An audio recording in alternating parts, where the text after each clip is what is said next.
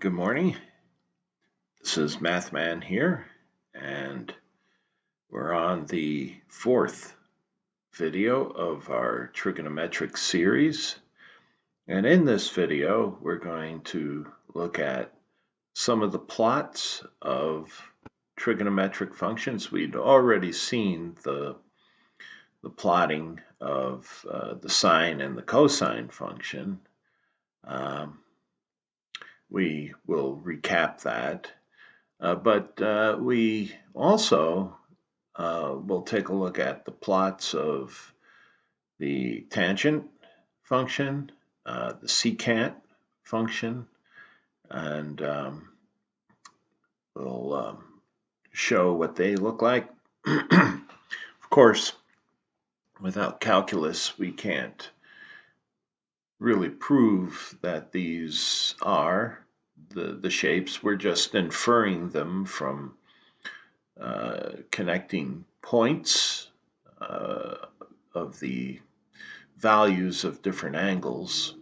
It isn't until you can really demonstrate using calculus where inflection points may occur and what the continuous behavior of the function will be in terms of plotting it. And so that is something that's in the offings. It'll be a future video when we get to derivatives.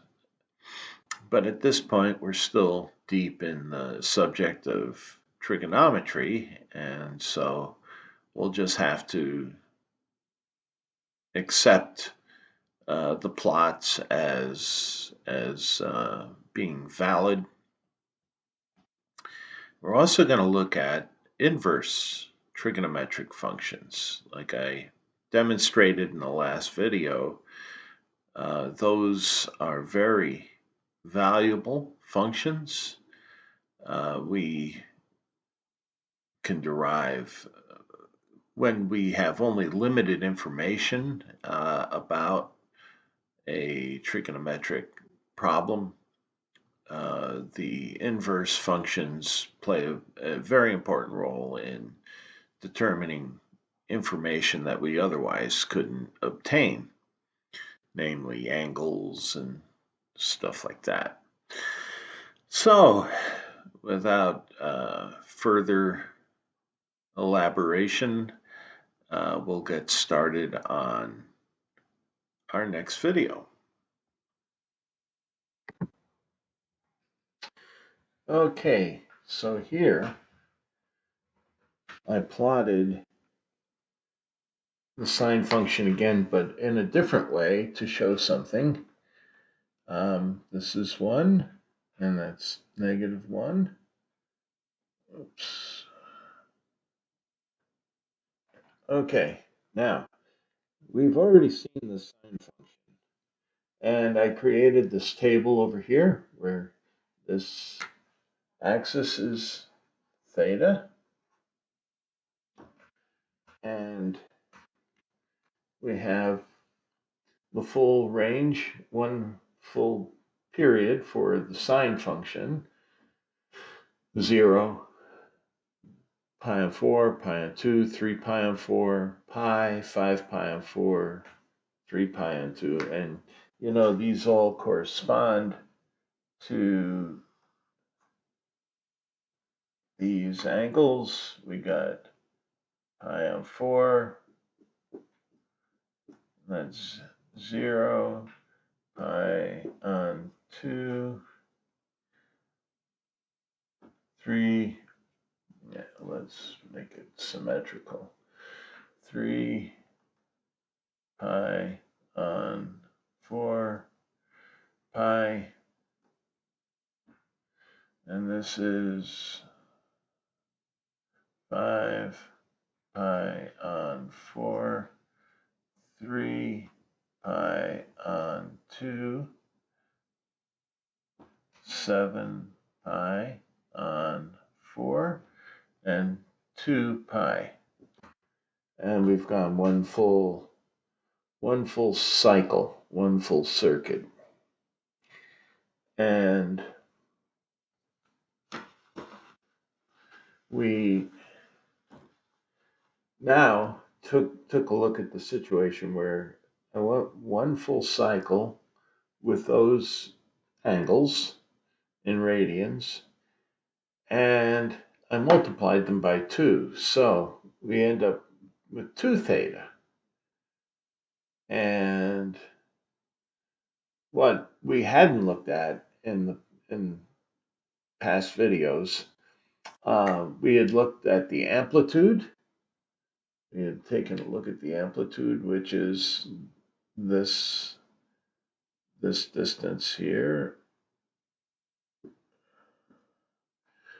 Wish I could draw a straighter freehand.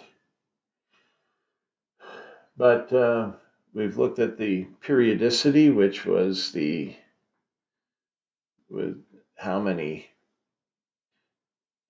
times it goes to one full cycle. Well, we can see here that for double the angle, we're going to have a full cycle, this full cycle right here, in a shorter space. In fact, half the distance along the axis, whereas the sine of the function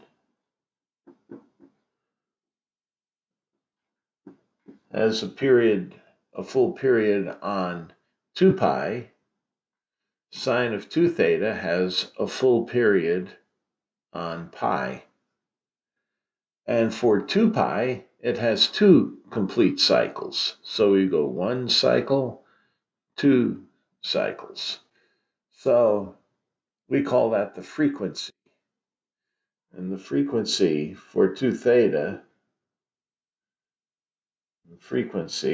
often it's written in stuff like hertz, Hz, and stuff like that. You hear of the frequency of the radio wave, the like 1010 winds. That's the frequency. 1010 is the frequency at which they're broadcasting. I think it's 1010 megacycles, I think, in a second, something like that. It's a pretty big number. But the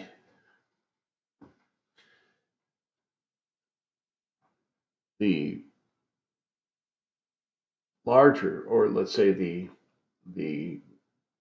more we multiply the angle, the tighter the frequency, the more cycles we'll end up going through. So the sine of 4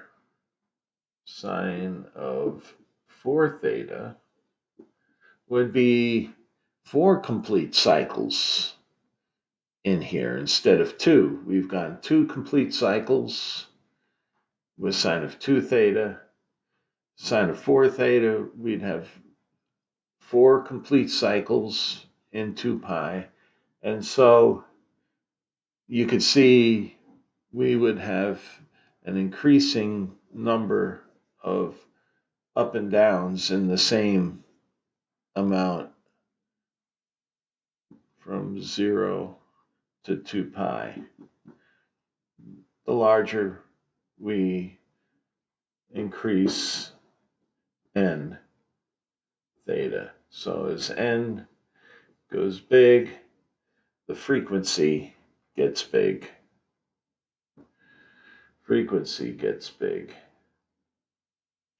So that was just something I wanted to show you, a behavior or characteristic of sine functions. Now we're going to take a look at the tangent function and how it plots.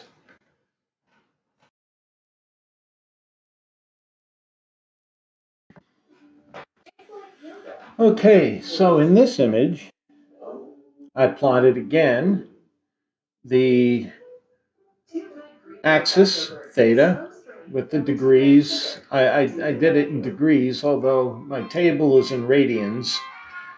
45, 90, 135. I plotted them on 45-degree intervals. And remember, this tangent function is really just the ratio of the sine and the cosine. And so when you take the ratio, you have these values. Well, I I actually calculated, because this doesn't give you a lot of information on how to plot. So I had to calculate quite a few different points in between. In fact, I did in Excel 1 degree intervals from 100 to 0 to 360 degrees. And even though I'm not the greatest artist in the world, this gives you the idea of how the tangent function works. As the cosine of theta goes to 0 at 45 degrees, the tangent function becomes infinite. And so we have these asymptotic lines here, which I plotted in dots, vertical dots, and everywhere where the tangent function is 0 is where the sine function is 0. So it's 0, 180 degrees, 360 degrees. The tangent function is also going to be 0. Where the sine and the cosine functions are equal, the tangent is going to be 1.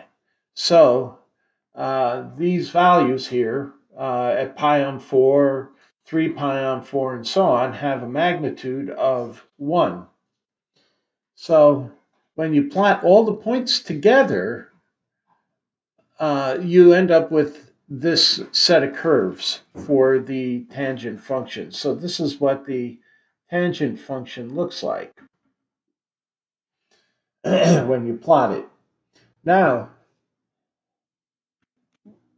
when you look at the cotangent function, you would be looking at the mirror image of this function. So the zeros would be where the cosine, because the cotangent function, cotangent of theta, is equal to the cosine of theta on sine of theta. So the infinite asymptotes would be where sine is 0. So that would be at 0, 180, and 360. And would be 0 where the cosine function is 0. So that would be at 90 degrees, 270 degrees, and so on.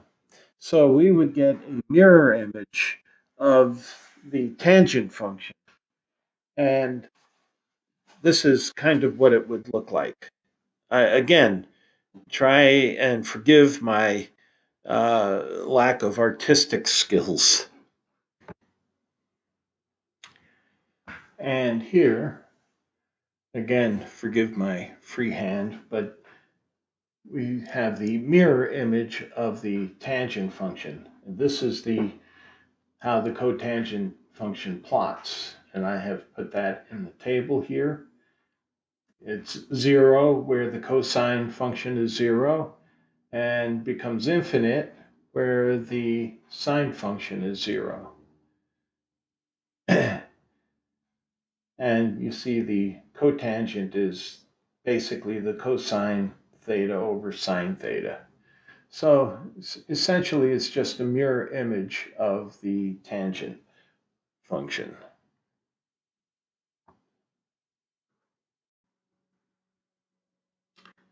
So here in this picture that I've created out of a Excel file, you could see how the tangent plots. And these are individual plot points. You could see the asymptotic lines at 90 degrees, at 270 degrees. And this is exactly how I had it. It's a prettier picture.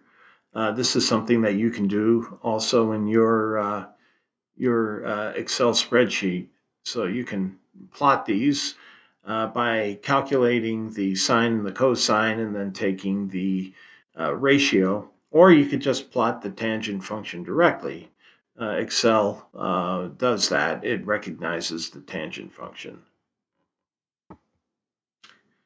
Likewise, with this picture, I plotted the cotangent.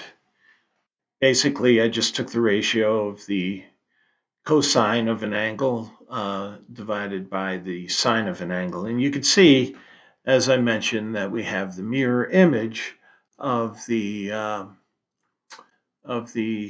tangent function, except the zeros are at the points where they would have been asymptotic points for the tangent function.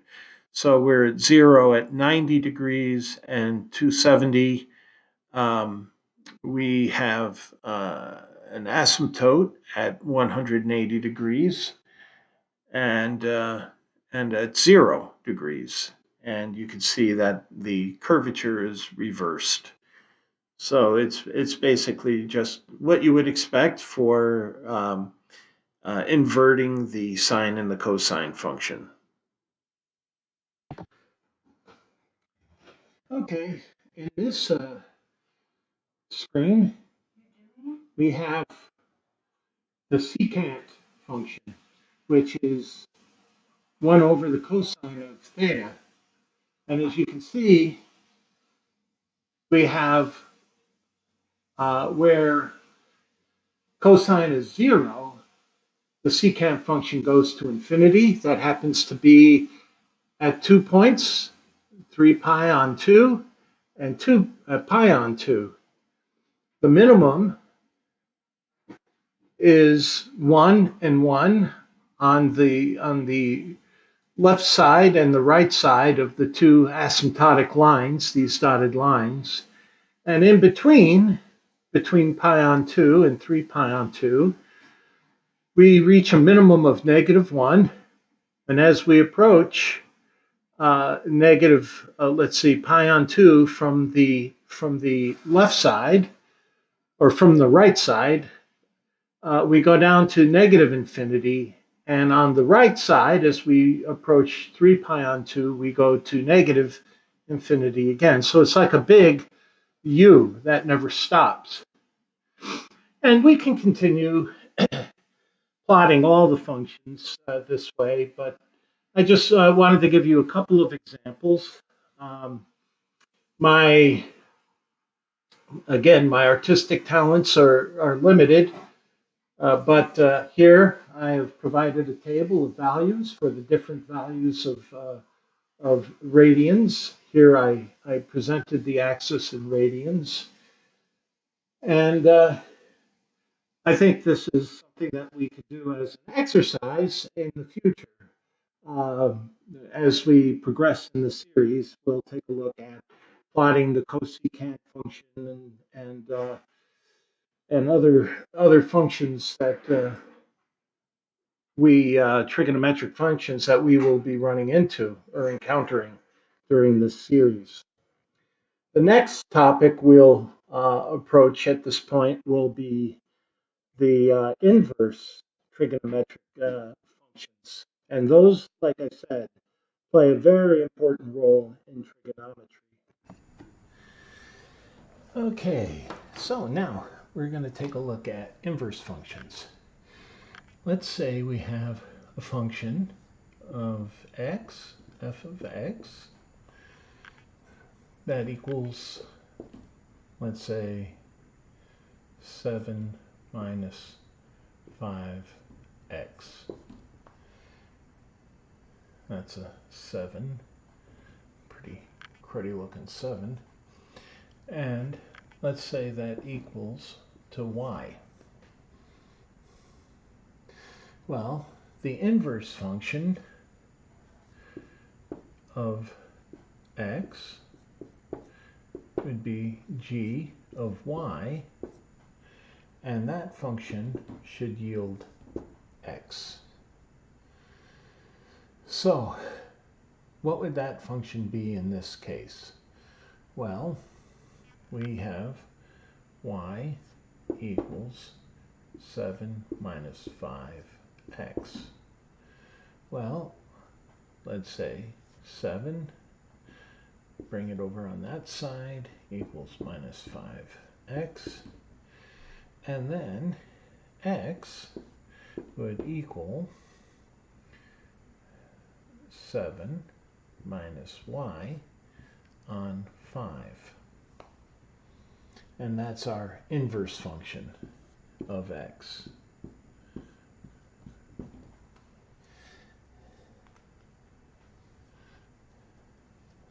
So that's how we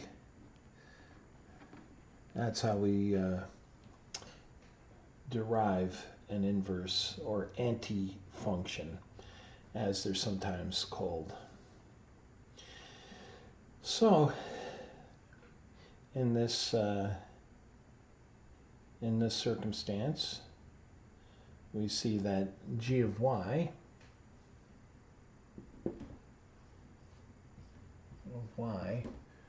is equal to x. That's the inverse function. Now, that's just a quick algebraic example. Now, as we bring these to the trigonometric functions, let's take a look at our old friend, the right triangle. Right triangles are so important to trigonometry.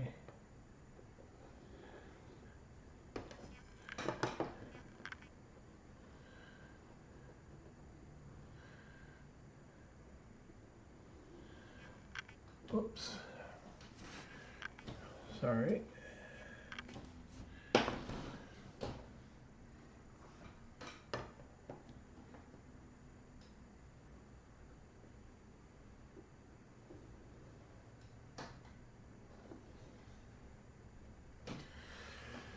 Okay. This is y. This is x.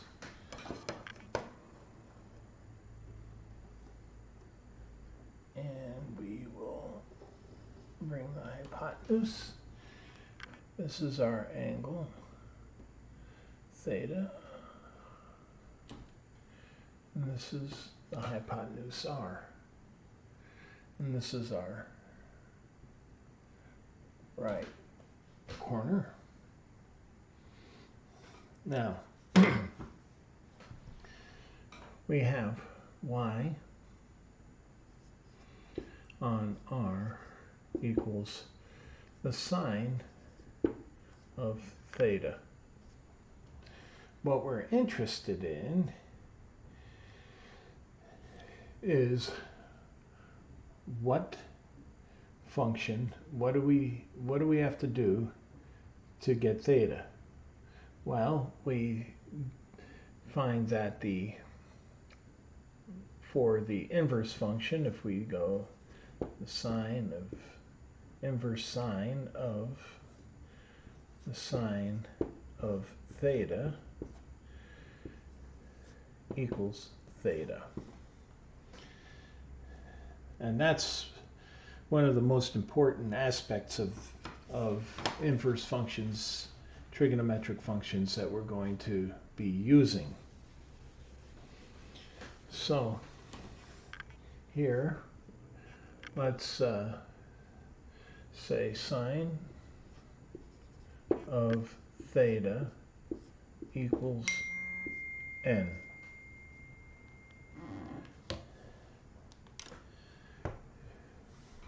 Some number. And that's equal to y on r, but y also equals x squared plus y squared. So that's n. So sine of the arc, let's say the arc sine is another term for inverse sine, gives us theta equals sine -1 of n equals, it's not -1, inverse, that's the inverse, that's the way we write the inverse sine of y on x squared plus y squared. Now let's take a look at a certain case. Okay, let's look at a special triangle we call the 3, 4, 5 triangle. There's something pretty neat about this and how this works out.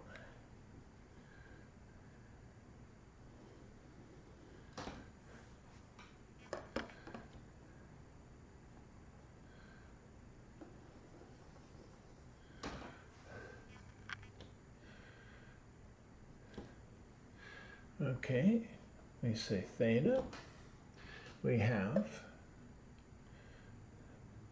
3, 4, and what is this side? This is 3 squared plus 4 squared. And 3 squared equals 9. 4 squared equals 16. 9 plus 16 is 25. And the square root of 25 is equal to 5. That's what we mean by 3, 4, 5 triangle.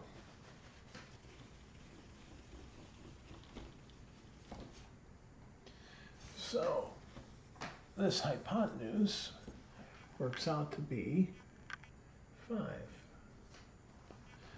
Now, the sine of the angle,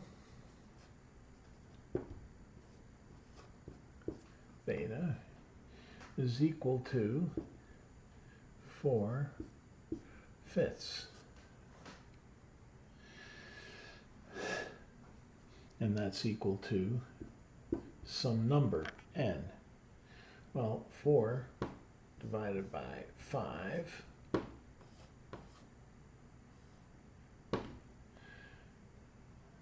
that's 0.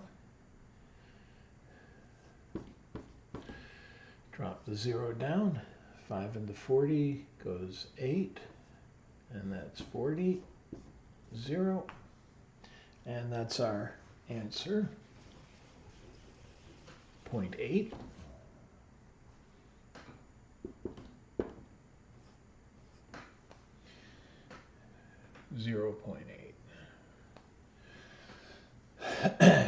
So we want to know what theta is. Well, we take the arc sine of the sine of theta. That's the inverse function of this, and that equals theta is equal to the arc sine or inverse sine of 4/5 equals the sine, arc sine of 0.8.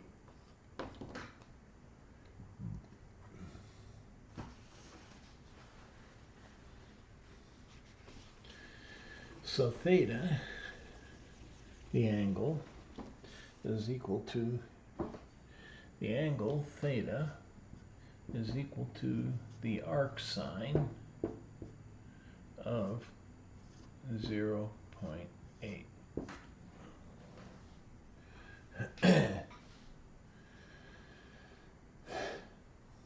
Similarly, the cosine of theta,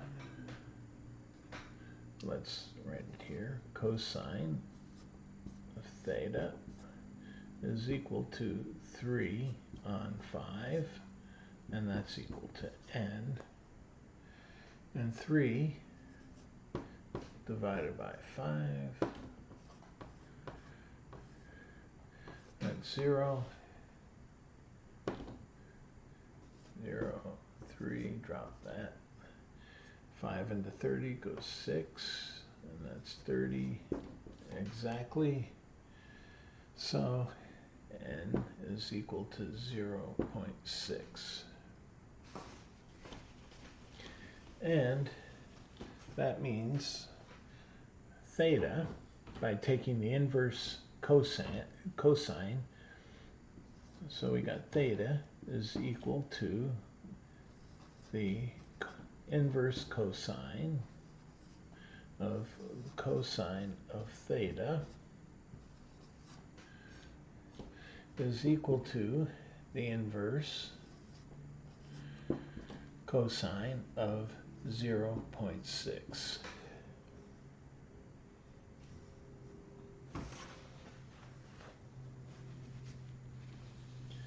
So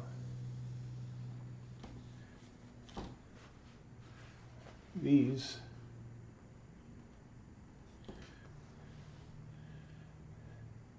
yield the same answer. So in this case, the arc sine of 0.8 is equal to the arc cosine of 0.6. And that's equal to theta.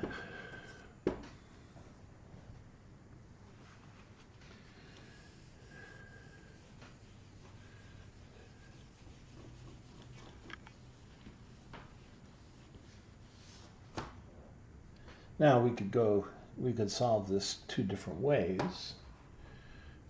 We could solve this by going to a table and seeing if we could find the inverse cosine of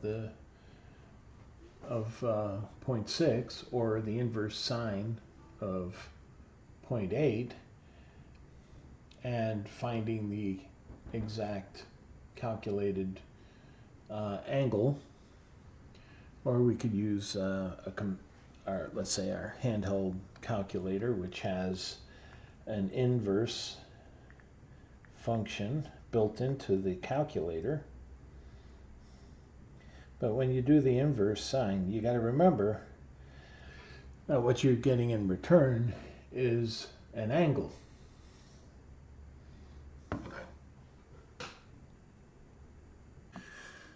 So what would we do in this circumstance if we didn't have a calculator? Let's say we were Tom Hanks and we were on a desert island and we needed to do some calculating. Well, remember that when we look at the circle and we bisect the x-axis and the y-axis, this is pi on 2, or 90 degrees, and this is 0 degrees. This angle, theta, splits it exactly at 45 degrees. And that means y and x are equal. So let's take a look at a situation. We have x equals y, so let's just arbitrarily pick a side. It doesn't matter how big, as long as they're the same. Then this hypotenuse is equal to 1 squared plus 1 squared, which is the square root of 2. So that's equal to, if we do the math, approximately 0.707 if we look at the sine of 45 degrees. Also, let's look at a case where we have 60 degrees.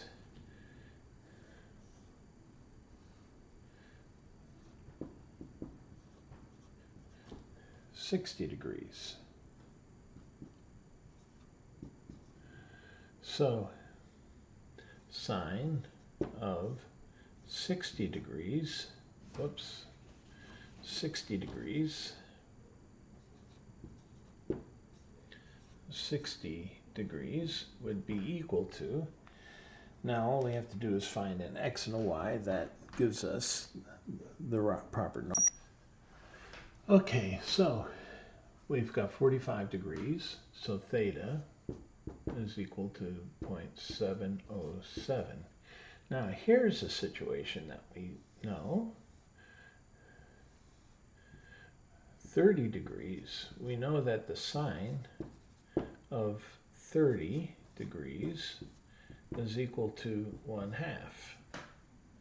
So that would mean 1, 2, x. So x squared equals 4 minus 1 equals 3. So x equals the square root of 3. So in this case, we have square root of 3. So cosine, let's say not cosine, let's say sine of 30 equals 1/2. And that's 0.5. So we can make a table here. We got 30 degrees, theta is 30 degrees, 45 degrees, sine of theta equals 1/2, and 45 is 0.707. Now, what is the sine of 60 degrees? Okay, well, 60, we know that the cosine of 60 is 1/2. Cosine of 60 is equal to 1/2. So that means y is the square root of 3. And so 60 degrees equals the square root of 3/2, which is 0.866. So we're creating a table of known angles. So we have a situation where we want to find the angle theta. We got to take the arc sine of 0.8, which is theta. But the arc sine of 0.8 means that the sine of theta is equal to 0.8. Well, 0.8 is smaller than 0.866, but greater than 0.707. So theta must be between 60 degrees and 45 degrees. And we can refine this if we had known. We can create our table and we can interpolate. And, you know, in this case, we've got a spread of about 15 degrees. See, 45 plus 15 is 60 degrees. So we have a spread of 45 degrees. So let's say it's somewhere in the middle there. Let's say it's, okay, somewhere. What's the difference between 0.8866 and 0.707? Well, that's 16, 5, All right, that's 9, 5, 1. That's the range there, 0.159 or 0.16. Well, what's half of 0.16? 0.16 divided by 2 is 0.08. So let's try 0.707 plus 0.08. We've got 787. That's pretty close. That's approximately 0.8. So we say then 60 degrees and 45 is 15 degrees. That's 7.5. 45 degrees plus 7.5. That's 5, 12, 52.5 degrees. That's my guesstimate. Let's see if our guesstimate is right.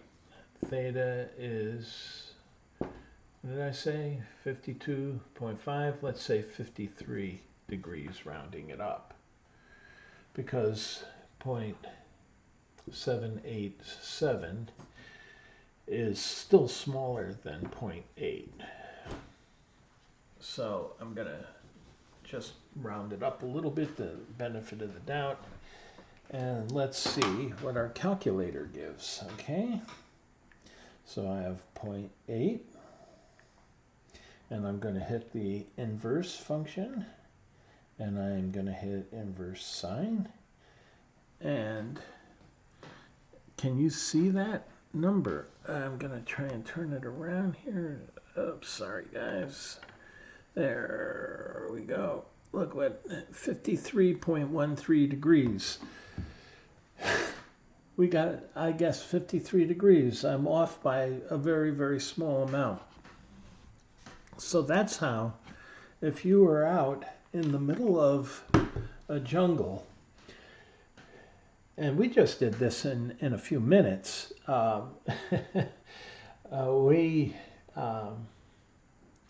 use the notion of an inverse function. We use some functions that we knew. We created a table of known values, and then we used an interpolation method to guess the angle.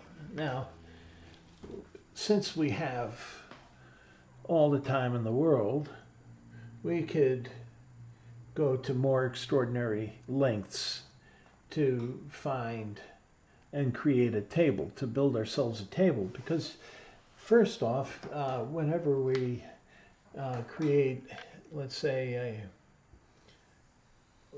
we want to build ourselves a boat, and we're on some little island over here, and South America is way over there, and North America is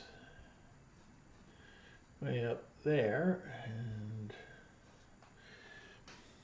and Hawaii is up there, and we're in the South Pacific somewhere in a little tiny island, and we want to go somewhere. Well, the best way is to traverse known points and finding, and this is all about navigation. Whoops. We go phi and theta, and navigation uses trigonometry. It's a little more complex than that, but, and let's say you wanted to use, you wanted to design your raft, and you wanted to figure out forces, and you had a mast, and you had a line, and this is how long your boat is, and you want to create a sail. You want to know how much area you got to cover. Well, you got to use geometry. You can use trigonometry, and you can do all kinds of things to get you off that island with some semblance of safety and reasonableness. So we can become somewhat self-sufficient by having some knowledge of these things. Okay, now we're going to look at inverse. Okay,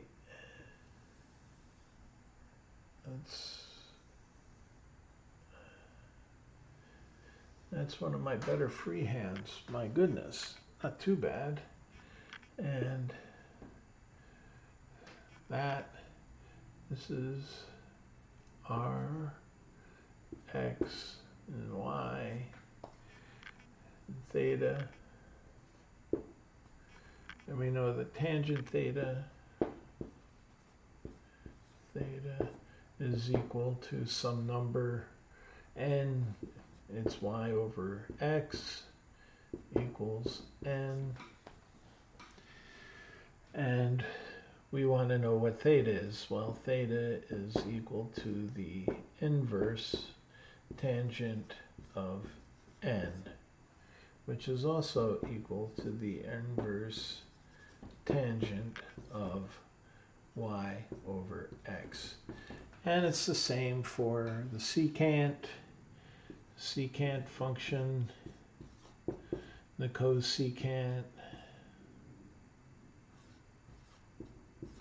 and also the cotangent. They all have inverse functions.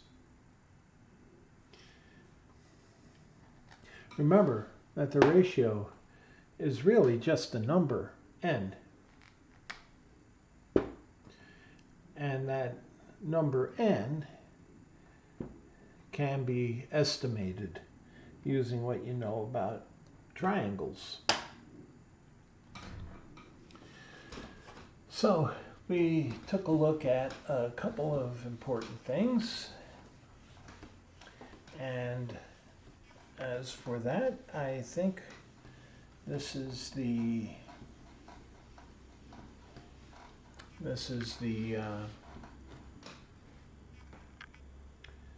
end of what we're going to be dealing with in terms of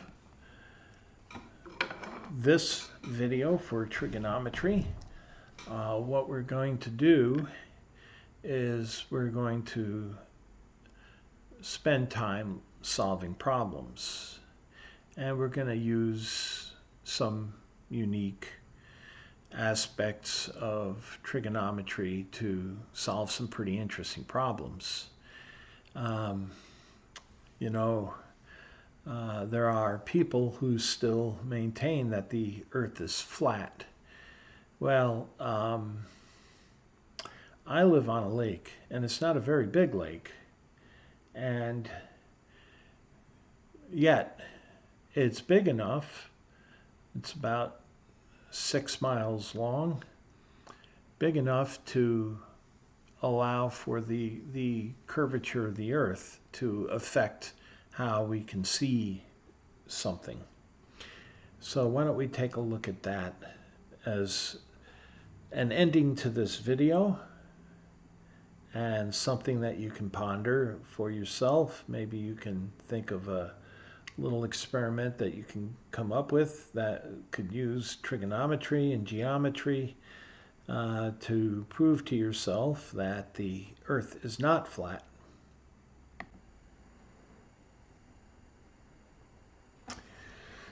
Okay, so I've drawn the Earth here. I'm on a platform standing up at this point. We know that the distance from the bottom of the platform to the center of the Earth is the radius, and I'm standing above the Earth at some distance h. And I said that that height is 30 feet. Well, let's say we have a mast that's 100 feet tall.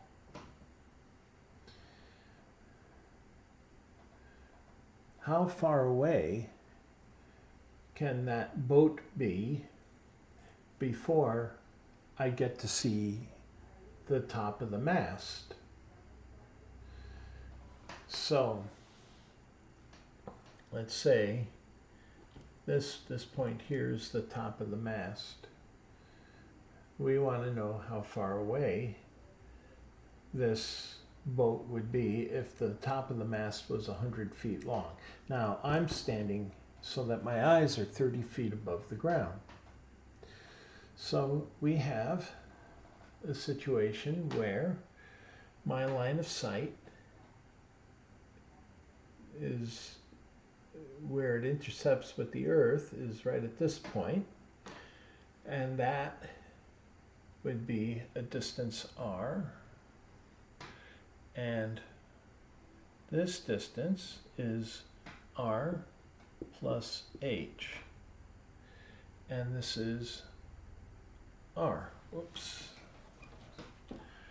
R.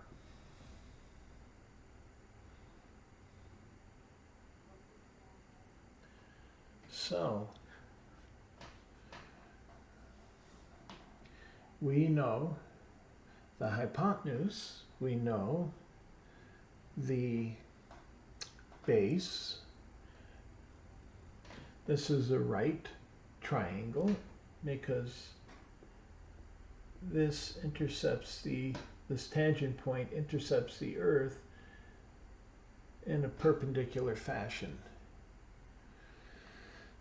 So we want to know what this distance y is, okay?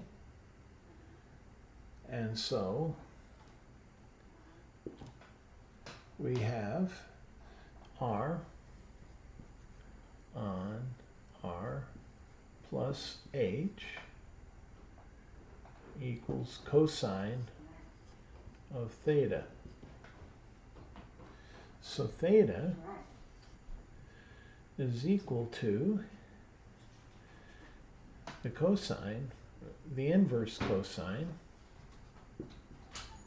of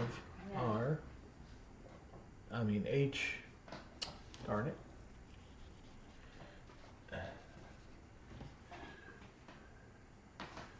r on r plus h. So we've got r on r plus h. And when we know those and we calculate the inverse cosine, we'll know this angle, and then we can calculate y, because y is a distance we need to know.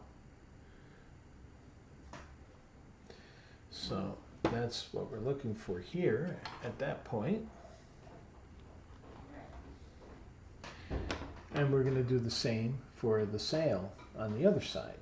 So let's look at, we know that r is 4,000 miles. Let's just say r is equal to 4,000 miles.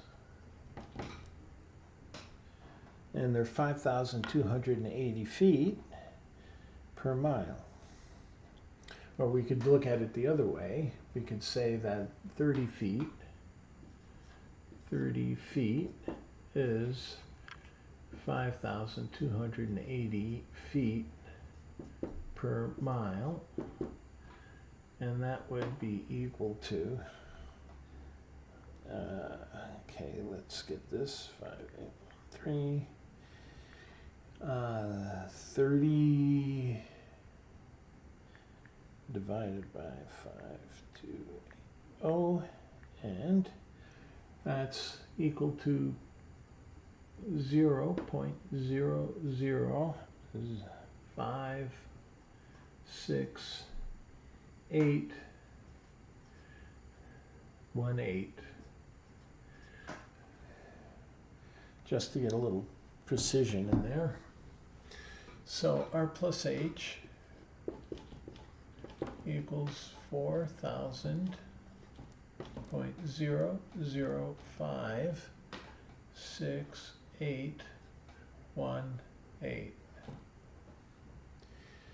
So r to r plus h is equal to, now, plus 4, 1, 2, 3, and we take this and we invert it, times 4, 1, 2, 3, and that's equal to 0.999, oh, 5 nines, 998, 5, 7, 9, 5. I'm using a lot of decimal places. Okay, so that's the ratio. And that's what we want the inverse cosine of to get theta. It's going to be pretty close to 45 degrees. Okay, so inverse cosine, and we have, almost 0 degrees, I'm sorry. It's 0.0965 7. You know what? This may be in radians. Is this in radians? Yep, we're in radians. So theta is that. So divided by pi times 180. And that's equal to 5.55332 degrees. Okay, so y is the sine, y over r equals the sine of theta. Okay, so y is the distance that we want.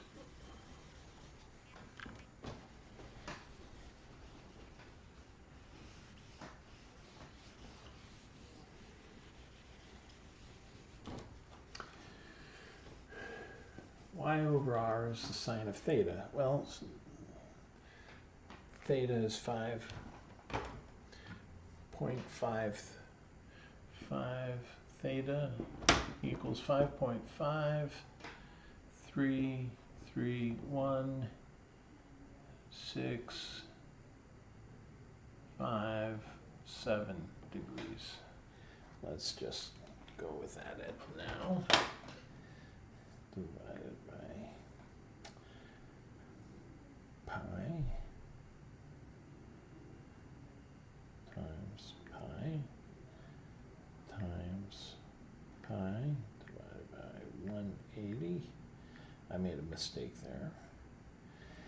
And let's put this in terms of sine. Sine of theta is sine of theta.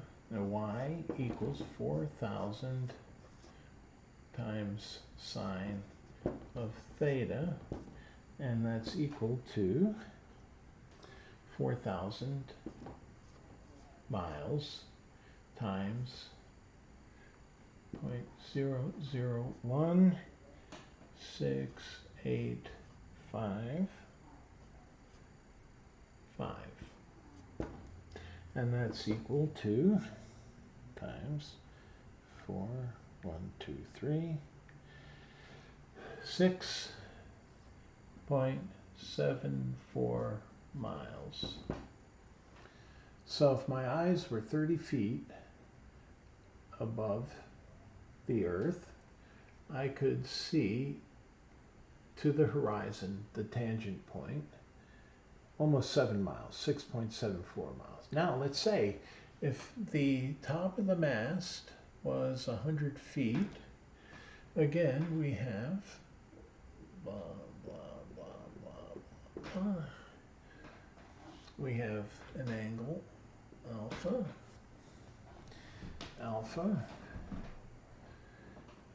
alpha equals, so we have here r plus h, which is equal to 4,000 miles plus h, and that's equal to 4,000 miles. Okay, 100 feet, 100 feet divided by 5,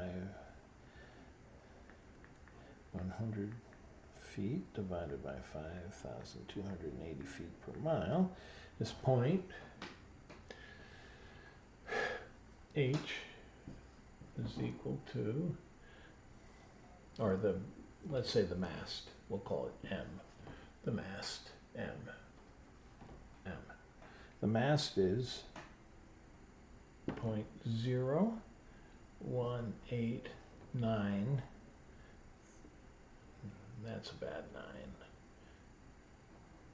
93939, okay, miles. Okay, plus 4, 1, 2, 3, 4. Okay, now we invert it times 4,000. Okay, this point M equals 0.99952651739. Let's just do it that way.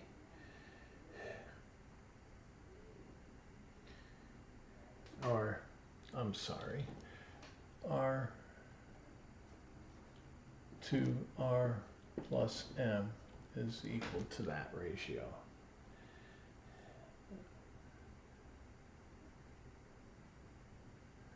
So the inverse cosine of that is theta equals 0.176315,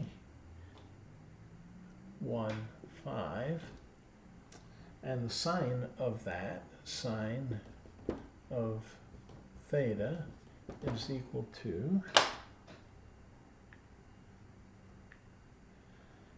0.00307276 times 4,000 is equal to 12.3 miles. So M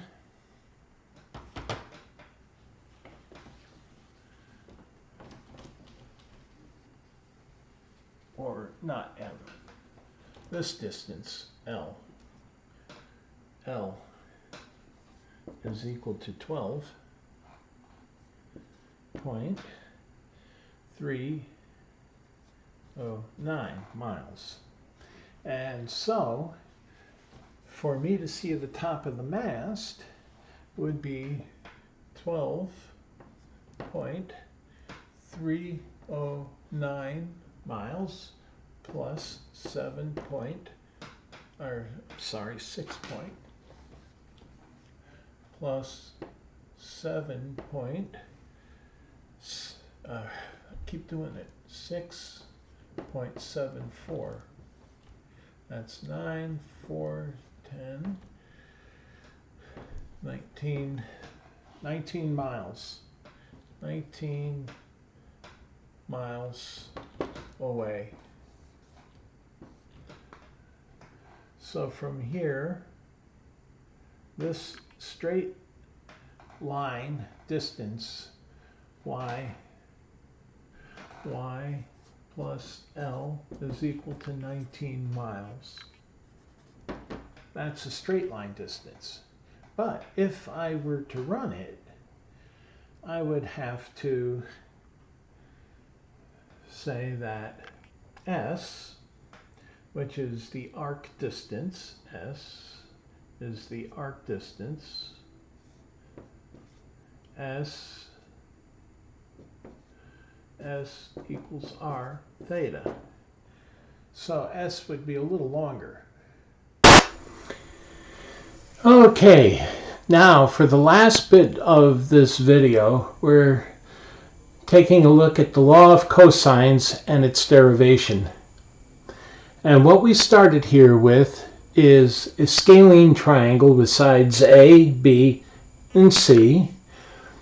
They don't all have to be the same length, with opposite angles, small a, small b, small c. And when we drop a vertical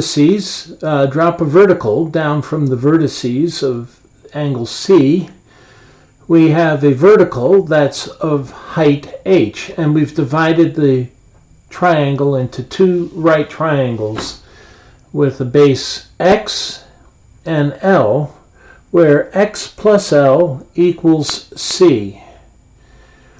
Therefore, L equals C minus x. Now, all we have to do in this is to apply the law of cosines, or the Pythagorean theorem, twice. Once for this triangle and once for that triangle, and solve for h. So on this triangle here, we have x squared plus h squared equals b squared, and that's represented on this left side formula. On the right side, we have a similar L squared plus h squared equals a squared. Now, all we have to do is solve in terms of h squared. H squared equals b squared minus x squared. H squared on this side equals a squared minus L squared. We equate the two sides because we have solved h squared. And then we do a little algebra, bring a squared over to this side, isolating it. And we end up with a squared equals b squared minus x squared plus L squared. And then we just complete some algebra. And in this situation, we've substituted c minus x for L. Then we expand this out to c squared minus 2cx plus x squared. And we notice that we have a minus x squared and a plus x squared. They cancel out, and we have b squared plus c squared minus 2cx.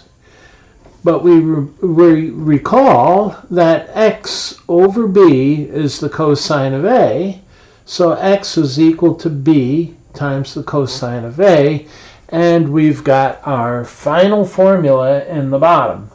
A squared equals b squared plus c squared minus 2cb cosine of small a, which is the opposite of the big A. Of course, we could take the square root of all this and make it just a, but we'll leave it at this. And you can see now that the derivation of the law of cosines is very simple. So we've gone through, I don't know how many different types of identities. We went through the definitions of the 6 trigonometric functions. We've had the double angle formulas, the half angle formulas. We looked at plotting. We've done quite a number packed with all of the different aspects of the trigonometry. And I noticed that we got a glow here, and I'll try to get that, get rid of that so you get a good screenshot. And I don't know how I can fix this, but there we go. And now you got a good screenshot without much without much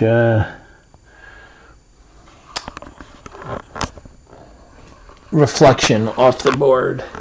It's a little difficult to see. Maybe that's a better angle. So anyway, I'm trying to manually handle this camera. That's all it is to the law of cosines, friends.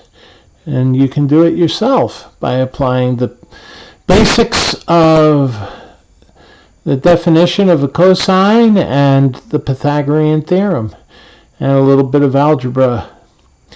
So anyway, this is Mathman wishing you all well. In the next video, we're going to be looking at quite a number of problems. I got a whole slew of problems that will utilize the things that we've just demonstrated. So with that, I wish you all well, and until next time.